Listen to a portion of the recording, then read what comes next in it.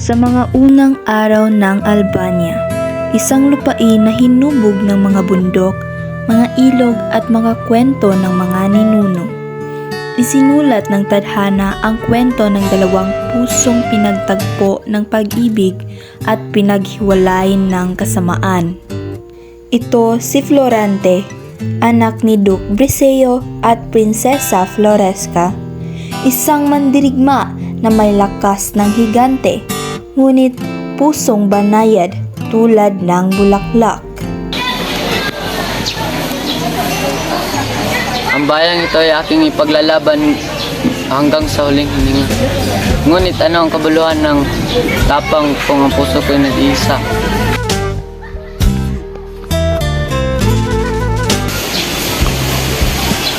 Laura, ngiti mo'y parang bituin sa dilim ng gabi.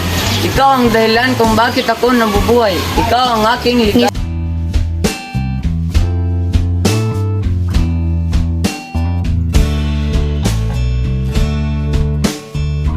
Sinabi ni Count Adolfo na si Florante ay traidor sa bayan.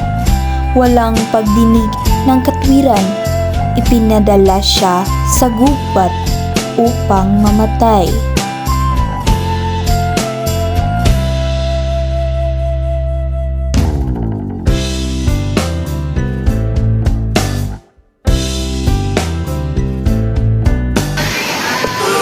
Hindi ako traidor! Hindi ko ibibigay ang Albania sa sino mang kaaway!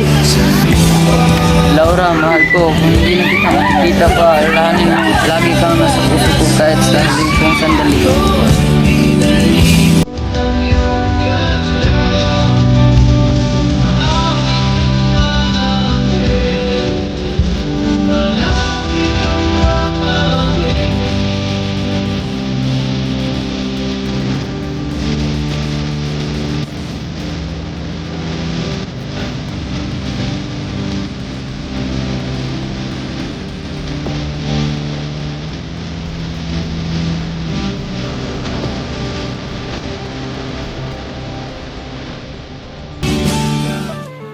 Nakita ni Aladdin si Florante na nakatali. Niligtas niya ito. Sinabi ng mundo na tayo dapat maging kaway. Ikaw mula sa Albania, ako mula sa Persia. Kapatid, sa dugo mong hindi, ikaw ang liwanag sa aking kadiliman. Ikaw ay inakala ng lahat na traidor at ako ay inakalang talunan. Ngunit alam natin ang totoo at iyon ang ating pag-asa. Sabay nating harapin ang hamon na ito, sabay nating paglalaban ang katarungan. Habang si Laura ay nagdarasal, pumasok si Adolfo at tinangkang lapitan siya.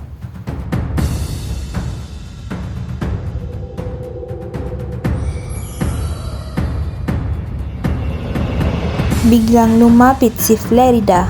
Tumigil ka, Adolfo. Pag-ibig ay hindi inaagaw. Pinakawalan ni Flerida ang palaso, tinamaan si Adolfo at bumagsak. Sa pagbagsak ng kasamaan, nabawi ang dangal ni Laura at nagsimulang gumaan ang bigat ng kaharian. Laura! Ang aking liwanag sa gitna ng dilim! Go na.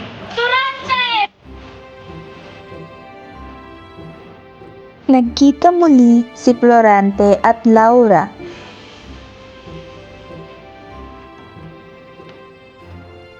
Nabunyag ang katotohanan, nalinis ang pangalan ni Florante. Ang kaharian ay muling nagkaroon ng katarungan at kapayapaan. Sa huli, nanaig ang pag-ibig kaysa inggit, ang pagkakaibigan kaysa galit, at ang katarungan kaysa kasamaan. Dahil ang tunay na tapang ay hindi lamang nasusukat sa espada, kundi sa pusong marunong magmahal at magpatawad.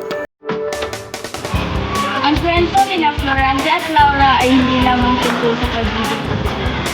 Ito ay tungkol sa pagkakatiwalaan sa katapatan at dalakas panagpuga sa pagkakaibig. Dahil sa huli, ang katotohanan ay lalabas at katarungan ay magwawala. Florante at Laura, isang alaalang hindi mawawala. Isang tanda na pag-ibig at tapang ay makapangyarihan kaysa sa